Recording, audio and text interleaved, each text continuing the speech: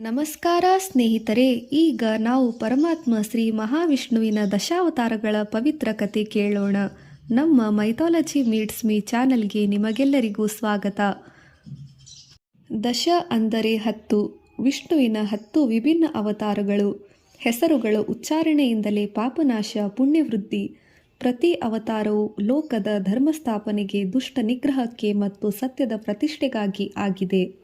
ಶ್ರೀಮದ್ ಭಗವದ್ಗೀತೆಯಲ್ಲಿ ಶ್ರೀಕೃಷ್ಣನ ವಚನ: ಯದಾ ಯದಾ ಹಿ ಧರ್ಮಸ್ಯ ಗ್ಲಾನಿರ್ಭವತಿ ಭಾರತಃ ಅಭ್ಯುತ್ಥಾನಂ ಧರ್ಮಸ್ಯ ತದಾತ್ಮಾನಂ ಸೃಜಾಮ್ಯಹಂ ಪರಿತ್ರಾಣಾಯ ಸಾಧೂನಾಂ ವಿನಾಶಾಯ ಚ ದುಷ್ಕೃತಾಂ ಧರ್ಮ ಸಂಸ್ಥಾಪನಾರ್ಥಾಯ ಸಂಭವಾಮಿ ಯುಗೆ ಯುಗೆ. ಭಗವದ್ಗೀತೆ 4 ಶ್ಲೋಕ 7-8 ವರ್ಣಿಸಲಾಗಿದೆ. ಭಾವಾರ್ಥ ಅಂದರೆ: ಓ ಅರ್ಜುನ, ಯಾವಾಗ ಧರ್ಮದ ಅವನತಿ ನಾಶವಾಗುತ್ತದೆಯೋ ಮತ್ತು ಅಧರ್ಮದ ಉದಯವಾಗುತ್ತದೆಯೋ ಆಗ ನಾನು ನನ್ನನ್ನು ಸೃಷ್ಟಿಸಿಕೊಳ್ಳುತ್ತೇನೆ, ಅವತಾರ ಮಾಡುತ್ತೇನೆ. ಸಾಧುಗಳ ರಕ್ಷಣೆಗಾಗಿ, ದುಷ್ಟರ ವಿನಾಶಕ್ಕಾಗಿ ಮತ್ತು ಧರ್ಮದ ಸಂಸ್ಥಾಪನೆಗಾಗಿ ನಾನು ಪ್ರತಿ ಯುಗದಲ್ಲೂ ಅವತರಿಸುತ್ತೇನೆ ಎಂದು ಶ್ರೀಕೃಷ್ಣ ಅರ್ಜುನನಿಗೆ ಹೇಳುತ್ತಾರೆ. ದಶಾವತಾರಗಳ ಕ್ರಮವು ಸೃಷ್ಟಿಯ ವಿಕಾಸವನ್ನು ತೋರಿಸುತ್ತದೆ. ಮೀನಿನಿಂದ ಮತ್ಸ್ಯ ಪ್ರಾರಂಭವಾಗಿ ಮಾನವನ ಪರಿಪೂರ್ಣ ರೂಪ ಕೃಷ್ಣ ತನಕ ಸೃಷ್ಟಿಯ ಸ್ಥಿತಿಗಳ ವರ್ಣನೆಯಲ್ಲಿದೆ. ಮತ್ಸ್ಯಾವತಾರ ಪ್ರಥಮ ಅವತಾರ. ಸತ್ಯಯುಗದಲ್ಲಿ ಮಹಾಪ್ರಳಯವಾಗುವ ಮುನ್ನ ಬ್ರಹ್ಮನಿಂದ ಹೊರಹೊಮ್ಮಿದ ವೇದಗಳು ಸಮುದ್ರದಲ್ಲಿ ಕಳೆದು ಹೋಗಿದ್ದವು.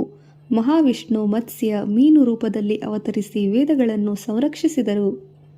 ರಾಜ ಸತ್ಯವ್ರತನಿಗೆ ನಂತರ ಮನುವಾಗಿ ಪ್ರಸಿದ್ಧಿ ಎಂದು ಹೇಳುತ್ತಾರೆ. ಪ್ರಳಯ ಬರುವುದು, ನೀನು ನೌಕೆಯನ್ನು ನಿರ್ಮಿಸು, ಎಲ್ಲ ಜೀವಿಗಳನ್ನು ಅದರಲ್ಲಿ ಇಡು. ಮತ್ಸ್ಯ ರೂಪದಲ್ಲಿ ಮಹಾವಿಷ್ಣು ಆ ನೌಕೆಯನ್ನು ತನ್ನ ಶೃಂಗದಿಂದ ಎಳೆದುಕೊಂಡು ಜೀವಜಾತಿಗಳನ್ನು ಉಳಿಸಿದರು. ತಾತ್ಪರ್ಯ: ಜ್ಞಾನವನ್ನು ವೇದ ಉಳಿಸುವ ಶಕ್ತಿ ವಿಷ್ಣು. ಮತ್ಸ್ಯಾವತಾರವು ಸೃಷ್ಟಿಯ ಪ್ರಾರಂಭದ ಸಂಕೇತ. ಕೂರ್ಮಾವತಾರ. ದೇವತೆಗಳು ಮತ್ತು ದಾನವರು ಅಮೃತ ಪಡೆಯಲು ಕ್ಷೀರಸಾಗರದ ಮಂಥನ ಮಾಡಿದಾಗ ಮಂದ್ರಾಚಲ ಪರ್ವತ ಮುಳುಗಿತು. ಆ ಸಂದರ್ಭದಲ್ಲಿ ವಿಷ್ಣು ಕೂರ್ಮ ಆಮೆಯ ರೂಪದಲ್ಲಿ ಪರ್ವತದ ಕೆಳಗೆ ಆಧಾರವಾಗಿ ಅಮೃತ ಹೊರಬಂದು ದೇವತೆಗಳು ಜಯಿಸಿದರು. ತಾತ್ಪರ್ಯ: ಪ್ರತಿ ಕಾರ್ಯವು ಆಧಾರ ಇರಬೇಕು. ಕೂರ್ಮವು ಆ ಆಧಾರ ಸ್ಥಿರತೆಯ ಪ್ರತೀಕವಾಗಿದೆ. ವರಾಹ ಅವತಾರ. ಹಿರಣ್ಯಾಕ್ಷ ದೈತ್ಯನು ಭೂಮಿಯನ್ನು ಪಾತಾಳದಲ್ಲಿ ಅಡಗಿಸಿ ಎಳೆದಿದ್ದನು.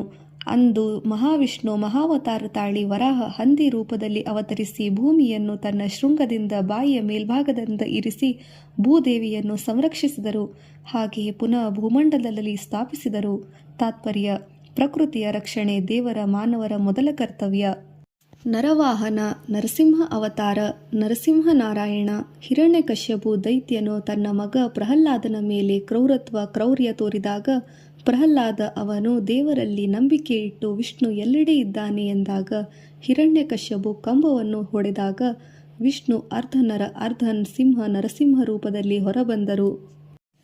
ಆಗ ಹಗಲೂ ಅಲ್ಲ, ರಾತ್ರಿಯೂ ಅಲ್ಲ, ಸಾಯಂಕಾಲದ ವೇಳೆ ಸಂಜೆಯ ಸಮಯದಲ್ಲಿ ದ್ವಾರದ ಹೊಸ್ತಿಲಿನಲ್ಲಿ ನರಸಿಂಹಸ್ವಾಮಿಯು ತೊಡೆಯಲ್ಲಿ ಇರಿಸಿ ಹಿರಣ್ಯಕಶ್ಯಪುವನ್ನು ದೇವರು ತನ್ನ ಉಗುರುಗಳನ್ನು ತೋರಿಸಿ ಇದು ಜೀವವೂ ಅಲ್ಲ, ನಿರ್ಜೀವವೂ ಅಲ್ಲ ಎಂದು ಹೇಳಿ ಹಿರಣ್ಯಕಶ್ಯಪುವನ್ನು ಸಂಹರಿಸಿದರು. ತಾತ್ಪರ್ಯ: ಧರ್ಮವನ್ನು ನಂಬಿದ ಭಕ್ತನ ಸಂರಕ್ಷಣೆಗಾಗಿ ದೇವರು ಯಾವ ರೂಪದಲ್ಲಾದರೂ ಬಂದು ರಕ್ಷಿಸುತ್ತಾನೆ ಎಂಬ ಅರ್ಥದ ಮಹತ್ವವನ್ನು ಸಾರುತ್ತದೆ. ವಾಮನ ಅವತಾರ. ಬಲಿ ಚಕ್ರವರ್ತಿಯು ತ್ರೈಲೋಕ್ಯಾಧಿಪತಿಯಾದಾಗ ದೇವತೆಗಳು ತೊಂದರೆಗೆ ಸಿಲುಕಿದರು. ಆಗ ಮಹಾವಿಷ್ಣು ವಾಮನ ಬಾಲ ಬ್ರಾಹ್ಮಣರ ರೂಪದಲ್ಲಿ ಬಂದು ಬಲಿಯ ಯಜ್ಞದಲ್ಲಿ ದಾನ ಕೇಳಿದರು. 3 ಹೆಜ್ಜೆಯಲ್ಲಿ ಭೂಮಿ ಬೇಕು ಎಂದರು. 1 ಹೆಜ್ಜೆಯಲ್ಲಿ ಭೂಮಿಯನ್ನು ಮತ್ತು 2ರಲ್ಲಿ ಆಕಾಶವನ್ನು ಆವರಿಸಿಕೊಂಡರು. 3ನೇ ಹೆಜ್ಜೆ ಎಲ್ಲಿ ಇಡಲಿ ಎಂದಾಗ ಬಲಿಚಕ್ರವರ್ತಿ ತನ್ನ ತಲೆಯನ್ನು ಕೊಟ್ಟರು. ಬಲಿಚಕ್ರವರ್ತಿ ತನ್ನ ಶಿರದ ಮೇಲೆ ಇಡಲು ಹೇಳಿದರು. 3ನೇ ಹೆಜ್ಜೆ ಬಲಿಯು ಶಿರಸ್ಸನ್ನು ನೀಡಲಾಯಿತು. ತಾತ್ಪರ್ಯ: ದಾನಶೀಲತೆ ಮತ್ತು ಅಹಂಕಾರದ ನಿಯಂತ್ರಣ. ದೇವರು ವಿನಯ ರೂಪದಲ್ಲಿ ಬರುತ್ತಾನೆ. ಪರಶುರಾಮರ ಅವತಾರ. ಋಷಿ ಜಮದಗ್ನಿ ರೇಣುಕಾದೇವಿಯ ಮಗ ಪರಶುರಾಮ ಬ್ರಾಹ್ಮಣ ರೂಪದ ಕ್ಷತ್ರಿಯ ವೀರ ಭಾರ್ಗವರಾಮ. ಅವನು ಅಹಂಕಾರ ಕ್ಷತ್ರಿಯರನ್ನು ಸಂಹರಿಸಿದವನು. ಅಧರ್ಮವನ್ನು ನಾಶ ಮಾಡಿ ಧರ್ಮವನ್ನು ಸ್ಥಾಪಿಸಿದವನು. 21 ಬಾರಿ ಭೂಮಿಯನ್ನು ಸುತ್ತು ಹಾಕಿ ಕ್ಷತ್ರಿಯರನ್ನು ಸಂಹರಿಸಿದವನು. ಆದರೆ ಆತನು ಶಾಂತಮೂರ್ತಿಯಾದ ರಾಮನು ಆಗಮನಕ್ಕೂ ಮುನ್ನ ಧರ್ಮಶೋಧನೆಗೆ ವೇದಶಕ್ತಿ ನೀಡಿದವನು. ತಾತ್ಪರ್ಯ: ಅಹಂಕಾರ ಮತ್ತು ಕ್ರೌರ್ಯತೆ ಧರ್ಮದ ಶತ್ರುಗಳು. ರಾಮಾವತಾರ: ತ್ರೇತಾಯುಗದಲ್ಲಿ ಶ್ರೀರಾಮನು ಅವತರಿಸಿದನು. ಸತ್ಯ, ಧರ್ಮ, ನೀತಿ, ಕರುಣೆಗಳ ಜೀವಂತ ಮೂರ್ತಿ. ರಾಮಾಯಣದಲ್ಲಿ ವರ್ಣಿತವಾದಂತೆ ರಾವಣನ ಸಂಹಾರ, ಅಹಂಕಾರವನ್ನು ಸಂಹರಿಸಿ ಧರ್ಮರಾಜ್ಯವನ್ನು ಸ್ಥಾಪಿಸಿದವರು. ತಾತ್ಪರ್ಯ: ಧರ್ಮ, ಸತ್ಯ, ನ್ಯಾಯ, ಶೀಲವೇ ಶ್ರೇಷ್ಠ ಶಸ್ತ್ರಗಳು. ಕೃಷ್ಣಾವತಾರ: ದ್ವಾಪರ ಯುಗದಲ್ಲಿ ವಿಷ್ಣು ಕೃಷ್ಣನಾಗಿ ಅವತಾರ ಹೊಂದಿದರು. ಗೋವರ್ಧನಗಿರಿ ಪರ್ವತ ಕಿರುಬೆರಳಿನಲ್ಲಿ ಎತ್ತಿದ ಅನೇಕ ಲೀಲೆಗಳು ಭಾಗವತದಲ್ಲಿ ವರ್ಣಿತವಾಗಿದೆ. ಕೌರವ ಪಾಂಡವರ ಯುದ್ಧದ ನಡುವೆ ಕುರುಕ್ಷೇತ್ರದಲ್ಲಿ ಶ್ರೀಕೃಷ್ಣ ಅರ್ಜುನನಿಗೆ ಜ್ಞಾನೋಪದೇಶ. ಅದೇ ನಮ್ಮ ಭಗವದ್ಗೀತೆ. ಭಗವದ್ಗೀತೆಯ ಸಂದೇಶ: ಧರ್ಮವನ್ನು ಉಳಿಸು, ಸತ್ಯಕ್ಕೆ ನಿಲ್ಲು, ಕರ್ತವ್ಯವನ್ನು ನಿಷ್ಠೆಯಿಂದ ಪೂರ್ಣಗೊಳಿಸು.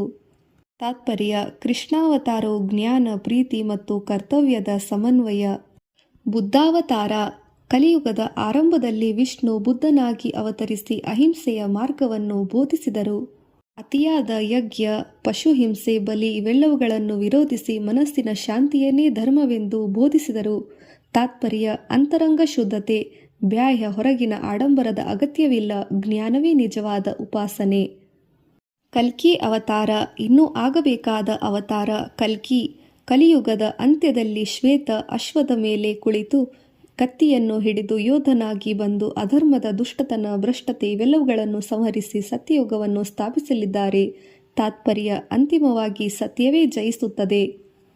ಉಪಸಂಹಾರ: ದಶಾವತಾರಗಳ ಕ್ರಮ. ಮತ್ಸ್ಯ, ಕೂರ್ಮ, ವರಾಹ, ನರಸಿಂಹ, ವಾಮನ, ಪರಶುರಾಮ, ರಾಮ, ಕೃಷ್ಣ, ಬುದ್ಧ, ಕಲ್ಕಿ.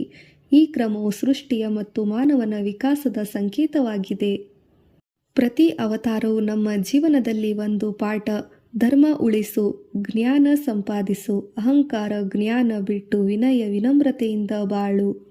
ಶ್ಲೋಕ: ನಾರಾಯಣಂ ನಮಸ್ಕೃತ್ಯಂ ನರಂ ಚೈವ ನರೋತ್ತಮಂ ದೇವೀಂ ಸರಸ್ವತಿಂ ವ್ಯಾಸಂ ತತೋ ಜಯ ಮುದಿರಯೇತ. ಧರ್ಮದ ಬೆಳಕು ಎಲ್ಲೆಡೆ ಹರಡಲಿ. ಧನ್ಯವಾದಗಳು.